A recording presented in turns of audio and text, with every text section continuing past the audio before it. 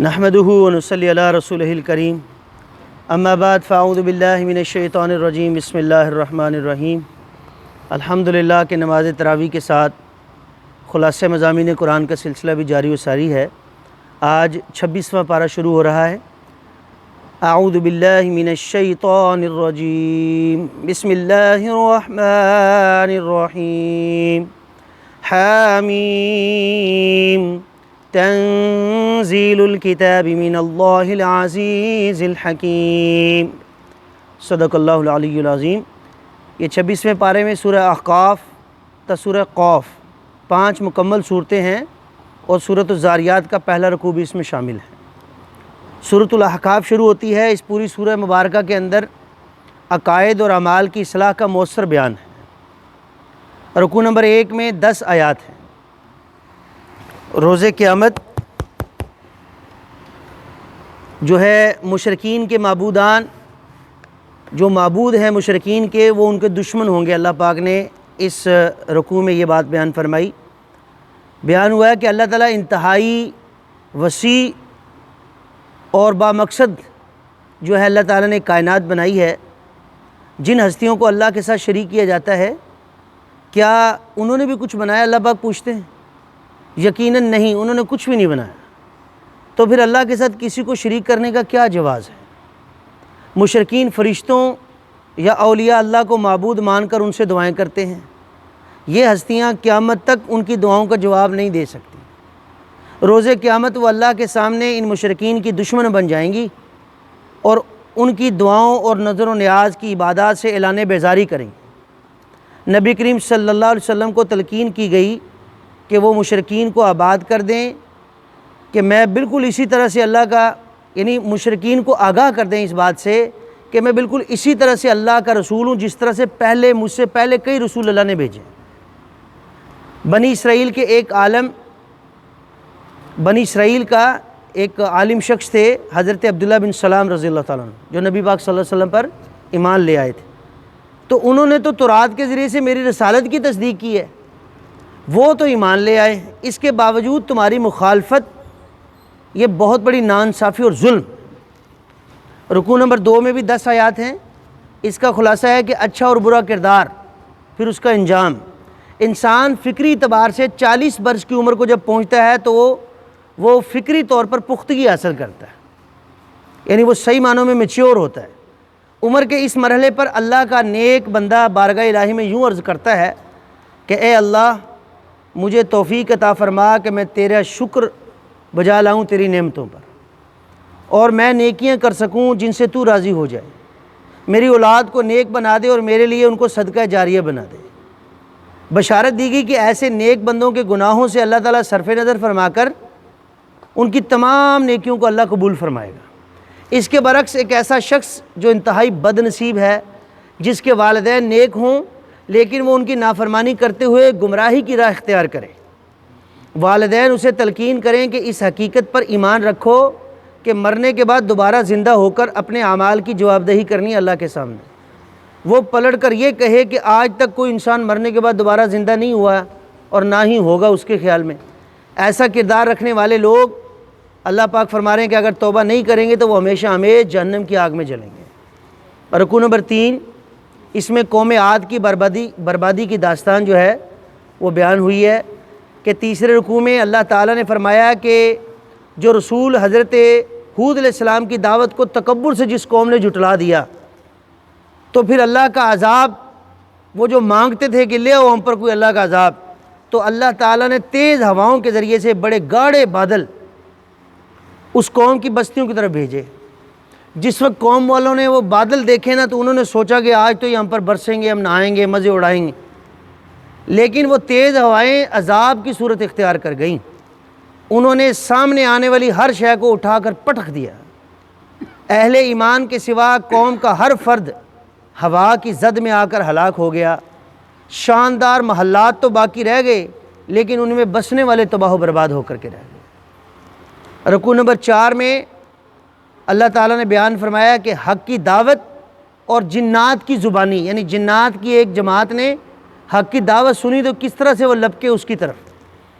ارشاد ہوا کہ اللہ نے کئی مشرک قوموں کو ہلاک کیا ان کے خود ساختہ معبود انہیں اللہ کے عذاب سے بچا نہ سکے۔ بلا شبہ اللہ کے سوا کوئی بھی مشکل کشا اور کوئی بھی مددگار نہیں ہو سکتا۔ پھر اس واقعہ کا ذکر ہوا کہ جب جنات کی ایک جماعت نے نبی کریم صلی اللہ علیہ وسلم کی زبان اقدس سے اللہ کا مبارک قرآن، یہ تلاوت قرآن پاک سنی جس وقت، اور ان کو یہ سعادت حاصل ہوئی، تو تلاوت سن کر وہ اپنی جنات کی قوم کی طرف گئے اور جا کر قرآن کی حق ہونے کی گواہی دی۔ انہوں نے کہا کہ اس داعی حق کی پکار پر لبیک کہتے ہوئے ایمان لے آؤ جس پر قرآن نازل ہوا ہے۔ اللہ ایمان لانے والوں کے تمام گناہ معاف فرما دے گا اور انہیں دردناک عذاب سے بچا لے گا۔ البتہ اگر ہم نے حق کی دعوت کو قبول نہ کیا تو کوئی بھی ہمیں اللہ کی پکڑ سے بچا نہیں سکے گا۔ سوچئے، جنات نے صرف ایک بار قرآن سنا اور نہ صرف اس پر ایمان لے آئے بلکہ دوسروں کو بھی ایمان لانے کی دعوت دینے لگے۔ اللہ ہمیں بھی اس طرز عمل کی توفیق عطا فرمائے، کیونکہ یہی سب سے بہترین طرز عمل ہے۔ ارشاد نبوی صلی اللہ علیہ وسلم ہم نے کئی دفعہ سنا ہے کہ خیرکم من تعلم القرآن وعلمہ، بخاری شریف کی حدیث ہے۔ تم میں سے بہترین یعنی سپرلیٹو ڈگری ہے، سب سے اچھے لوگ وہ ہیں جو خود قرآن سیکھتے ہیں اور دوسروں کو سکھاتے ہیں۔ سورہ محمد شروع ہوتی ہے۔ سورہ محمد کے اندر مومنانہ، کافرانہ اور منافقانہ روش کا بیان جو ہے بڑی کھل کر سامنے آیا ہے۔ پہلے رکوع میں 11 آیات ہیں جس کا خلاصہ ہے کہ دو قومی نظریہ اللہ نے بیان فرمایا۔ دنیا میں دو ہی طرح کے گروہ ہیں، ایک کافر ہیں، دوسرے مومن۔ کافر وہ ہیں جنہوں نے نبی کریم صلی اللہ علیہ وسلم کو اللہ کا رسول ماننے سے انکار کیا اور دوسروں کو یہ سعادت حاصل کرنے سے روکا۔ مومن وہ ہیں جنہوں نے حضرت محمد صلی اللہ علیہ وسلم کو سچے دل سے رسول مانا اور ان کی تعلیمات پر عمل کرنا شروع کر دیا۔ مومنوں کو حکم دیا گیا کہ میدان جنگ میں خوب خون ریزی کر کے کافروں کی کمر توڑ دو۔ ہاں، جب وہ پوری طرح سے شکست تسلیم کر لیں تو پھر میدان جنگ میں گرفتار ہونے والوں کی جان بخشی کر کے انہیں غلام بنایا جا سکتا ہے۔ بعد میں فدیہ لے کر یا بغیر فدیے کے آزاد بھی کیا جا سکتا ہے، جیسے کہ تاریخ میں ہوا۔ اور آپ کے علم میں ہوگا کہ تعلیم کے حوالے سے، علم کے حوالے سے کس طرح کی مثال اللہ کے نبی صلی اللہ علیہ وسلم قائم کی کہ جو مسلمان بچوں میں سے 10 بچوں کو پڑھنا لکھنا یعنی بنیادی جس کو کہتے ہیں نا کہ بس پرائمری لیول تک ان کو سکھا دے تو اس کی جان بخشی کی جاتی ہے۔ بعد میں یعنی جو مومن حق کی خاطر، جو مومن ہے وہ حق کی خاطر جنگ کرتے ہیں اور جام شہادت نوش کرتے ہیں، اللہ انہیں روز قیامت جنت میں داخل فرمائے گا جس کی نعمتوں سے وہ شہادت کے فوراً بعد ہی لطف اندوز ہو رہے ہوں گے۔ بشارت دی گئی ہے کہ اگر ہم اللہ کے دین کی سربلندی کے لیے جد و جہد کریں گے تو اللہ بھی ہماری مدد فرمائے گا اور دشمنوں کے مقابلے میں ہمارے قدموں کو جما دے گا۔ اللہ ہمیں یہ سعادت حاصل کرنے کی توفیق مرحمت فرمائے۔ اور رکوع نمبر 2، اس کے اندر جنت کے مختلف مشروبات کی جو ہے وہ بات کی گئی۔ ارشاد ہوا کہ کافروں کے لیے آخرت میں کوئی خیر نہیں ہے۔ دنیا میں وہ جانوروں کی طرح کھا پی رہے ہیں اور مختلف نعمتوں سے فائدہ بھی اٹھا رہے ہیں۔ اس کے برعکس مومن احکامات شریعت کی پابندیوں میں محدود ہو کر اپنی ضروریات پوری کرتے ہیں، لہٰذا ان کے لیے آخرت میں اللہ نے ایسے باغات تیار کیے ہیں جن میں تازہ پانی، خالص دودھ، پاکیزہ شراب اور صاف و شفاف شہد کی نہریں ہوں گی اور ہر طرح کے میوے ہوں گے۔ اس کے برعکس کافر جہنم کی آگ میں ہمیشہ کے لیے جلیں گے اور ان کا مشروب، ان کے پینے کے لیے وہ کھولتا ہوا پانی ہوگا جو ان کی انتڑیوں کو کاٹ کر کے رکھ دے گا، اور موت نہیں آنی، اس لیے کہ جب جب ان کی جلدیں جھلسیں گی اللہ اور جلدیں دے دیں گے۔ منافقین کے بارے میں بیان ہوا کہ وہ خواہشات کی پیروی کر رہے ہیں۔ آخر وہ کس بات کا انتظار کر رہے ہیں سوائے اس کے کہ قیامت آ جائے اور نتیجہ سامنے سنا دیا جائے؟ قیامت کی آمد زیادہ دور نہیں ہے، اللہ پاک نے فرمایا۔ اس کی سب سے بڑی نشانی نبی کریم صلی اللہ علیہ وسلم ہیں کہ جن کے بعد اب قیامت تک کوئی اور نبی نہیں آنا۔ یعنی اللہ کے نبی صلی اللہ علیہ وسلم نے فرمایا کہ میں اور قیامت جو ہے وہ بالکل ساتھ ساتھ ہیں۔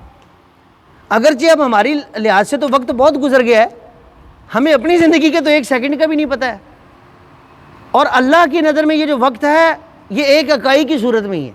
ہماری نزدیک تو نا کہ یہ ماضی ہو گیا، یہ حال ہے، آنے والا مستقبل، اللہ کی نظر میں زمانہ ایک ہی ہے۔ رکوع نمبر 3، انکار حدیث منافقانہ روش ہے۔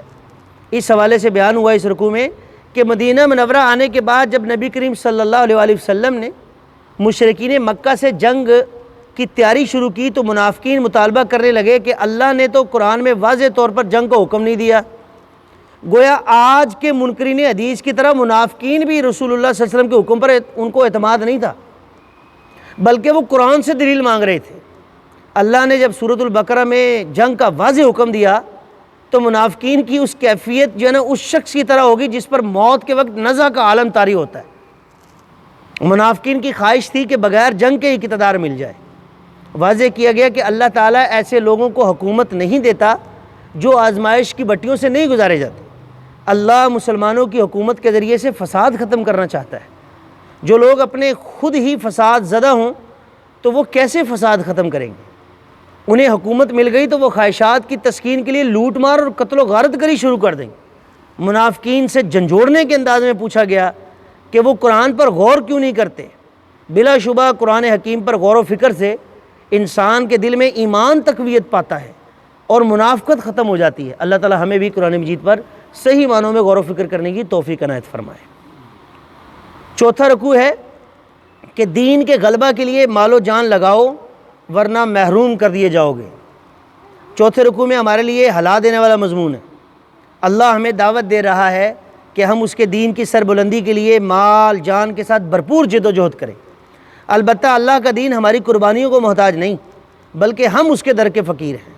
اگر ہم نے خدا نخواستہ بخل سے اور بزدلی سے کوئی کام لیا تو اللہ تعالی ہمیں محروم کر دے گا اور دین کی خدمت کی سعادت کسی ایسی قوم کو دے دے گا جو ہماری طرح دنیا دار نہیں ہوں گے۔ جب عربوں نے عیش و عشرت میں مبتلا ہو کر اللہ کے دین کی خدمت کو پسے پش ڈال دیا تو اللہ نے انہیں تاتاریوں کے ہاتھوں تباہ و برباد کر دیا۔ پھر اللہ نے تاتاریوں کو اسلام قبول کرنے کی توفیق دی اور ان کے ایک قبیلے ترکان عثمانی کے ذریعے خلافت کے نظام کو قائم کروا دیا۔ یہ اللہ کے کام ہیں کہ ہے حیاں یورش تاتار کے افسانے سے، پاسبہ مل گئے کعبہ کو صنم خانے سے۔ یہ اللہ جو چاہے جب چاہے کر گزرتا ہے۔ سورۃ الفتح، فتح مبین یعنی صلح حدیبیہ کا بیان ہے۔ سورہ مبارکہ میں پہلے رکوع میں 11 آیات ہیں اور صلح حدیبیہ کو کھلی فتح قرار دیا اللہ پاک نے۔ پہلے رکوع میں بشارت دی گئی کہ مسلمانوں نے بظاہر دب کر صلح حدیبیہ کی ہے، لیکن یہ ان کے لیے کھلی فتح ہے اللہ کی طرف سے۔ قریش نے مسلمانوں کو عرب کی ایک طاقت تسلیم کر کے ان سے صلح کی ہے۔ اسلام کو مسلمہ دین تسلیم کر لیا گیا ہے اور اس کے پیروکاروں کو عمرہ کرنے کی اجازت دے دی ہے۔ اللہ نے اس صلح کے موقع پر اپنے حبیب صلی اللہ علیہ وسلم کی فرمانبرداری کا عمل قبول فرمایا اور ان کو اگلی پچھلی لغزشوں سے درگزر فرما دیا۔ اب ان کی جد و جہد سیدھی آخری فتح کی طرف جائے گی۔ صحابہ کرام رضی اللہ تعالیٰ اجمعین نے بڑے مثالی نظم و ضبط اور تحمل کا مظاہرہ کیا، لہذا اللہ نے صلح کے ثمرات دکھا کر ان کے ایمان میں مزید اضافہ کر دیا۔ اللہ رب العزت ان صحابہ سے راضی ہو گیا کہ جنہوں نے حضرت عثمان رضی اللہ تعالیٰ عنہ کو شہید کر دیے جانے کی افواہ پر خون عثمان رضی اللہ تعالیٰ کا بدلہ لینے کے لیے نبی کریم صلی اللہ علیہ وسلم کے ہاتھ پر بیعت علی الموت کی تھی۔ ارشاد ہوا کہ یہ بیعت دراصل اللہ کے ہاتھ پر کی گئی تھی۔ جو بھی اس عہد کو نبھاتے ہوئے حق کی خاطر جان قربان کرنے کے لیے میدان میں آئے گا اسے اللہ تعالیٰ بھرپور اجر سے نوازے گا۔ البتہ اگر کسی نے اس عہد کی پاسداری نہ کی تو وہ خود اپنا ہی نقصان کرے گا، اس میں کسی دوسرے کو نقصان نہیں۔ رکوع نمبر 2، اللہ کی راہ میں نکلنے سے گریز کا کوئی جواز نہیں۔ صلح حدیبیہ کے موقع پر منافقین نبی کریم صلی اللہ علیہ وسلم کے ساتھ شریک سفر نہ تھے۔ انہیں اندیشہ تھا کہ اگر ہم عمرہ کی ادائیگی کے لیے بغیر ہتھیاروں کے مکہ کی طرف گئے تو مشرکین ہمارا خاتمہ نہ کر دیں۔ جب آپ صلی اللہ علیہ وسلم صلح حدیبیہ کے بعد واپس آئے تو انہوں نے جھوٹے بہانے پیش کیے کہ ہم گھریلو اور کاروباری مشکلات کی وجہ سے آپ صلی اللہ علیہ وسلم کے ساتھ نہ جا سکے۔ اللہ نے فرمایا کہ کیا ان کے گھر پر موجودگی ان کے کام بنا سکتی ہے یا نہیں، یا انہیں کسی نقصان سے کوئی بچا سکتی ہے؟ حقیقت یہ ہے کہ ان کا برا گمان تھا کہ اب رسول اللہ صلی اللہ علیہ وسلم اور صحابہ کرام رضی اللہ عنہم کبھی واپس نہ آ سکیں۔ انہوں نے اپنے طور پر منافقین نے یہ سوچا کہ یہ بچیں گے نہیں۔ بلا شبہ ایسے برے گمان کرنے والے تباہی سے دوچار ہوں گے۔ عنقریب مسلمانوں کو معرکہ خیبر میں فتح حاصل ہوگی۔ اس موقع پر منافقین بھی ساتھ نکلنا چاہیں گے۔ انہیں بتا دیا جائے کہ وہ لوگ عمرہ کے سفر پر ساتھ نہیں گئے تھے تو وہ فتح خیبر میں بھی شرکت کے ثمرات سے محروم کر دیے گئے۔ رکوع نمبر 3، بیعت علی الموت کرنے والوں کے لیے اللہ کی طرف سے بشارتیں ہیں، خوشخبری ہیں، لہذا صحابہ کرام کو اپنی رضا کی بشارت دی اللہ تعالیٰ نے۔ جنہوں نے خون عثمان رضی اللہ عنہ کا بدلہ لینے کے لیے نبی کریم صلی اللہ علیہ وسلم کے ہاتھ پر بیعت علی الموت کی۔ اللہ نے انہیں انعام کے طور پر فتح خیبر سے نوازا، بڑی مقدار میں مال غنیمت سے وہ فیض یاب ہوئے۔ اب ان کی جد و جہد میں کامیابیاں ہی کامیابیاں ہیں، اور یہ کامیابیاں فتح مکہ کی صورت میں اپنے کلائمیکس پر، عروج پر پہنچ جائیں گی۔ ان کی جد و جہد رہتی دنیا تک اہل ایمان کے لیے قابل تقلید نمونہ بن جائے گی۔ رکوع نمبر 4، غلبہ دین کے لیے جد و جہد کرنے والوں کو اوصاف بیان کیے اللہ تعالیٰ نے اس رکوع میں۔ چوتھے رکوع میں آگاہ کیا گیا کہ نبی کریم صلی اللہ علیہ وسلم کا مقصد صلح یا جنگ نہیں بلکہ عادلانہ نظام کا قیام ہے۔ آپ صلی اللہ علیہ وسلم نے باطل کے ساتھ صلح اس وقت کی جب اسے نیست و نابود کرنے کے لیے مناسب قوت دستیاب نہ تھی۔ مناسب قوت فراہم ہوتے ہی باطل کے خلاف فیصلہ کن اقدام کرنے کا جو ہے وہ وقت آیا، تو اللہ کے نبی صلی اللہ علیہ وسلم نے فیصلہ کیا ہے، وہ اقدام کیا ہے۔ غلبہ دین کے مشن میں آپ صلی اللہ علیہ وسلم کا ساتھ دینے والے صحابہ کرام رضی اللہ تعالیٰ مجمعین کی شان یہ ہے کہ وہ دین کے دشمنوں کے معاملہ میں انتہائی سخت اور دین کی خدمت کرنے والوں سے شدید محبت کرنے والے ہیں۔ اللہ کی رضا اور فضل کے ہر وقت طلبگار رہتے ہیں۔ کثرت سجود سے روحانیت کا نور ان کے چہروں پر جگمگاتا رہتا ہے۔ اللہ نے ان کے اعلیٰ کردار کی مثالیں تورات میں اور انجیل میں بھی بیان کی ہیں۔ ان کی مثال ایک ایسی کھیتی کی طرح ہے جو زمین سے برآمد ہوئی، اللہ نے رفتہ رفتہ اسے تقویت دی اور وہ اپنے بل بوتے پر کھڑی ہو گئی۔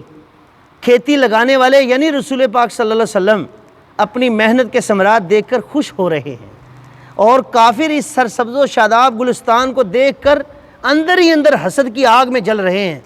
وہ جلتے رہیں، اللہ تو اپنے حبیب صلی اللہ علیہ وسلم کے ان مخلص ساتھیوں کو نوازتا رہے گا، اور روز قیامت اپنی بخشش اور اجر عظیم کے انعامات سے انہیں سرفراز فرمائے گا۔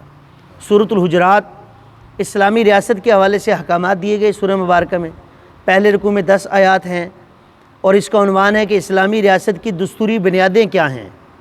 پہلے رکوع میں ہدایت دی گئی ہے کہ اسلامی ریاست میں دستور کی اہم ترین بنیاد یہ ہے کہ کوئی قانون سازی قرآن و سنت کے خلاف نہ ہوگی۔ ایک لحاظ سے ہمارے لیے بڑی خوش قسمتی ہے کہ پاکستان کا موجودہ آئین جو 1973 سے نافذ العمل ہے، اس کی بھی سب سے پہلی شک یہی ہے۔ لیکن بدقسمتی یہ ہے کہ نیچے جا کے بہت سارے ایسے چور دروازے رکھ دیے گئے ہیں کہ اوپر والی جو چیزیں ہیں نا، اس کو جو ہے نا اس کی حیثیت کو بٹا لگا ہے، کہ جیسے صدر کو یہ اختیار دے دیا گیا ہے قانون کی حیثیت سے کہ جناب کسی طرح کا کوئی مجرم ہے جو بھی ہے، بھلے اس کو لازمی طور پر کوئی سزا ہونے والی ہے، وہ اس کی سزا کو معاف کر سکتے ہیں۔ تو بات یہ ہے کہ وہ صدر اگر کوئی جرم کرتا ہے تو پھر اس کو بھی سزا دیں گے کہ نہیں؟ قانون کی نظر میں تو سب کو برابر ہونا چاہیے۔ یہ جو اختیار دیا ہے یہ گویا کہ اللہ اور اللہ کے رسول کے حقوق کے اوپر ڈاکہ مارنے کے مترادف۔ نبی کریم صلی اللہ علیہ وسلم کے فرامین کی اطاعت اور ان کی سنت کی پیروی عالمگیر سطح پر ایک وحدت کی بنیاد فراہم کرے گی۔ ان کے ادب و احترام کا تقاضا ہے کہ جب دلیل کے طور پر ان کا ارشاد پیش کیا جائے تو فوراً خاموش ہو جاؤ۔ اگر کسی نے اپنی رائے کو آپ صلی اللہ علیہ وسلم کے ارشاد پر فوقیت دی، خدا نہ خواستہ، تو اس کی تمام نیکیاں ضائع کر دی جائیں۔ یہ ہمیں بھی حکم ہے، سن رکھیے بات کو، کہ اگرچہ ہمیں اس طرح کی صحبت جس طرح صحابہ کرام کو میسر تھی نبی پاک صلی اللہ علیہ وسلم کی موجود نہیں ہے ہمارے پاس، لیکن اللہ کے نبی صلی اللہ علیہ وسلم کا نام لے کر کوئی بھی شخص، حتیٰ کہ کوئی غیر مسلم کیوں نہ ہو، وہ اللہ کے نبی صلی اللہ علیہ وسلم کا نام لے کر کوئی بات کر دے، ہم اس کی تحقیق کا حق رکھتے ہیں کہ اس کو پوچھیں، تسلی کریں، لیکن اس وقتی طور پر ہم اپنی زبانوں کو چپ کرا لیں، خاموش۔ اس یعنی بیان کے آگے ہم کوئی اپنی طرف سے چوں چاں نہیں کر سکتے۔ یہ جو غیر مسلم کی بات میں نے اپنی طرف سے اس لیے کی ہے کہ اللہ کے نبی صلی اللہ علیہ وسلم کا نام لے کر بات ہو رہی ہے، تحقیق بعد میں ہو جائے گی، سارا کچھ ہو جائے گا، لیکن جس ہستی کا نام لے کر بات ہو رہی ہے اس کے احترام میں ہم وقتی طور پر خاموش ہو جائیں گے۔ اور یہ کہ وہ جو فرمان ہے کہ نہیں، یہ نہ دیکھو بات کون کر رہا ہے، یہ دیکھو بات کیا کی جا رہی ہے۔ لہذا اگر کسی نے اپنی رائے کو خدا نہ خواستہ نبی کریم صلی اللہ علیہ وسلم کے ارشاد پر فوقیت دی تو اس کی تمام نیکیاں ضائع کر دی جائیں گی۔ اگر کوئی خبر کسی فاسق کی طرف سے پہنچے تو بغیر تحقیق کے کوئی فیصلہ نہ کیا جائے، یہ اللہ کا حکم ہے۔ اور اگر اہل ایمان کے دو گروہ باہم لڑ پڑیں تو ان میں عدل کے ساتھ صلح کرا دو اور اس کی صلح کی کوشش کرو، خواہ اس کے لیے قوت ہی کیوں نہ استعمال کرنی پڑے، تمام اہل ایمان اللہ کے نبی صلی اللہ علیہ وسلم کی زبانی بھی ہے، قرآن میں بھی ہے کہ وہ آپس میں بھائی بھائی ہیں۔ اگر بھائیوں کے درمیان تنازعات ختم کراؤ گے تو ان پر مہربانی کرو گے تو اللہ تعالیٰ تم پر بھی اپنا خاص کرم فرمائے گا۔ اللہ ہمیں اس کی توفیق عطا فرمائے۔ بدقسمتی سے ہمارے ہاں معاشرے میں عدل و انصاف نہیں، بلکہ جب کوئی فیصلے کی باری بھی آتی ہے نا تو جو کوئی بڑا صاحب حیثیت ہوتا ہے اس کی بھلے زیادتی بھی ہو تو چھوٹے کو جو ہے نا، جو اس کے مقابلے میں اس کو کہا جاتا ہے کہ چلو یار تم ہی بس معافی مانگ لو۔ یہ ایسا عدل و انصاف نہیں ہے۔ برابری کی سطح پر پہلے تو یہ ہے نا، جس کا کوئی حق مارا گیا اس کو حق اس کا دلوایا جائے۔ تو اس طرح کی ڈنڈیاں جب ماری جاتی ہے تو وہ عدل و انصاف سے فیصلہ نہیں ہوتا۔ تو اللہ تو یہی چاہتا ہے کہ عدل و انصاف کے ساتھ فیصلے کیے جائیں۔ اللہ ہمیں اس کی توفیق عطا فرمائے۔ اور کبھی ہمیں اس طرح کا موقع ملے تو ہم قطعاً اپنی برادری، اپنے خاندان، اپنے بھائی بندوں کی طرف نہ دیکھیں، بلکہ یہ دیکھیں اللہ اور اللہ کے رسول کی رضا کس میں ہے۔ رکوع نمبر 2 میں ہے کہ تمام انسان یکساں احترام کے لائق ہیں۔ دوسرے رکوع میں ان مجلسی برائیوں سے روکا گیا ہے جن کی وجہ سے باہم نفرت اور عداوت پیدا ہو جاتی ہے، مثلاً مذاق اڑانا، تانا دینا، برے نام رکھنا، اور بدقسمتی سے میں معذرت کے ساتھ جتنی آج کی سیاست اس کے اندر نفرت جو ہے نا وہ پھیلائی جا رہی ہے اور آگ گھولی جا رہی ہے، یہ ساری چیزیں اس میں کھل کر جو ہے نا وہ سامنے آ رہی ہیں۔ یہ دلوں کو پھاڑ دینے والی چیزیں ہیں، معاشرے کو جو ہے نا وہ ختم تباہ برباد کر دینے والی چیزیں، مذاق اڑانا، تانا دینا، کسی کے برے نام رکھنا، بدگمانی کرنا، کسی کی ٹوہ میں لگنا اور غیبت کرنا، یہ ایسی برائیاں ہیں کہ جو دلوں کو پھاڑ دیتی ہیں۔ تمام انسان ایک خالق کی مخلوق اور ایک مرد اور عورت کی اولاد ہونے کے ناطے بالکل برابر اور یکساں احترام کے لائق ہیں۔ یہ حقیقت ایک عالمی ریاست کے قیام کی راہ میں رنگ و نسل، زبان کی بنیاد پر نفرتوں کی صورت میں پیدا ہونے والی رکاوٹوں کو دور کرتی ہے۔ انسانوں کے مختلف گروہوں اور قبائلوں میں جو تقسیم اللہ نے فرمائی ہے محض تعارف کے لیے، پہچان کے لیے، کوئی اس میں اعلیٰ اور عرفہ والی بات نہیں ہے۔ اللہ نے پہچان کے لیے بنائے۔ اللہ کے نزدیک صاحب عزت وہی ہے جو اللہ سے ڈرنے والا ہے، متقی۔ اسلام اور ایمان کے فرق کو واضح کرتے ہوئے بیان کیا گیا ہے کہ اسلام زبانی اقرار کو کہتے ہیں جبکہ ایمان سے مراد قلبی ایمان ہے۔ حقیقی مومن تو صرف وہی ہے جو ایمان لانے کے بعد کسی شک میں نہیں پڑے، ہر معاملے میں شریعت کو ترجیح دی اور مال و جان سے اللہ کے دین کے غلبے کے لیے جہاد کرتے رہے۔ اگر ہمارا یہ کردار ہے تو ہم ایمان حقیقی کی دولت رکھتے ہیں جس کی بنیاد پر آخرت میں کامیابی کا فیصلہ ہوگا، ورنہ ہم صرف خدا نہ خواستہ قانونی ہی مسلمان ہیں اور آخرت میں ہمیں پھر ناکامی کا اندیشہ ہونا چاہیے، اس سے ہمیں ڈرنا چاہیے۔ یہ جو سیاست کی بات ہو رہی تھی اس حوالے سے، جس طرح کا کلچر اب ڈیولپ ہو رہا ہے، جیسا ماحول بن رہا ہے، تو وہ کسی وقت میں کہتے تھے کہ جی علماء کرام آپس میں لڑ پڑے ہیں، جھگڑ پڑے ہیں، اختلاف ہو گیا ہے۔ یہ تو علماء کرام کو تو بہت پیچھے چھوڑ گئے ہیں، ان کے تو ایسے جھگڑے ہیں، ایسے معاملات ہیں کہ انہوں نے تو ساری حدود پلانگ دی ہیں۔ اللہ تعالی ہمیں ہر لیول پر ہدایت نصیب فرمائے۔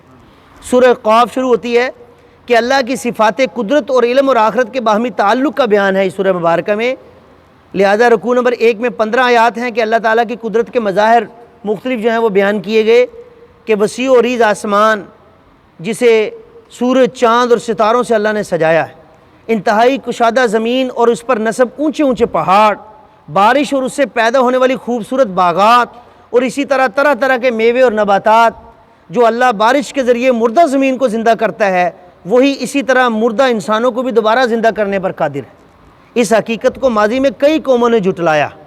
کیا انہوں نے غور نہیں کیا کہ جس اللہ نے تمام انسانوں کو پہلی بار بنایا ہے تو وہ انہیں دوبارہ بھی زندہ کر سکتا ہے؟ افسوس، ہر دور میں جھٹلانے والے شکوک و شبہات کا شکار رہے اور پھر ہلاکت سے دوچار ہوئے۔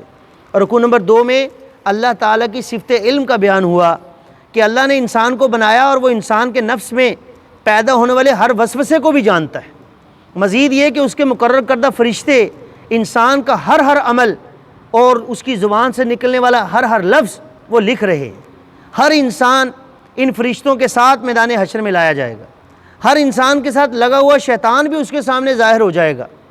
اللہ فرشتوں کو حکم دے گا کہ ایسے تمام انسانوں اور جنات کو جہنم میں ڈال دو جو حق کے دشمن اور حد سے گزرنے والے تھے۔ شیطان کہے گا کہ میں نے اس انسان کو سرکش نہیں کیا بلکہ یہ خود ہی گمراہ ہو گیا تھا۔ اللہ جواب دے گا کہ میں تمہیں جرائم کی سزا سے پہلے ہی آگاہ کر دیا تھا تم سب کو، میرا دستور بدلتا نہیں ہے۔ اب گمراہ کرنے اور گمراہ ہونے والے تمام جنات اور انسان دردناک عذاب سے دوچار ہو کر رہیں گے۔ رکوع نمبر 3، اس میں حق کی معرفت حاصل کرنے کے 2 ذریعے بیان کیے گئے کہ انسانوں اور جنات کی اکثریت جہنم کا نوالا بنے گی، لیکن پھر بھی اس کا پیٹ نہیں بھرے گا جہنم کا۔ اس کے برعکس جنت سجائی جائے گی ان کے لیے جو برائیوں سے بچتے تھے اور گناہوں کی معافی کے لیے اللہ کی طرف رجوع کرتے رہتے تھے۔ جنت میں ان کی ہر خواہش پوری ہوگی اور اللہ مزید نعمتیں بھی عطا فرمائے گا۔ اللہ نے تو حق نازل کر دیا ہے، لیکن معرفت حق سے 2 طرح کے لوگ فیضیاب ہوں گے۔ ایک وہ جن کے دل گناہوں، تعصبات اور تکبر کی آلودگیوں سے پاک ہوں، ایسے سلیم القلب لوگ فوراً حق کو قبول کریں گے۔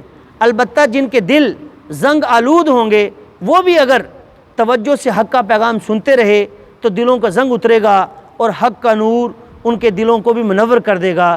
اللہ رب العزت سے دعا ہے اللہ تعالی ہمیں اپنے ایمان کو سلامت رکھنے اور اس میں بڑھوتری کرنے کی توفیق عطا فرمائے، اور اللہ ہمیں گناہوں سے محفوظ فرمائے۔ وآخر دعوانا الحمدللہ رب العالمین۔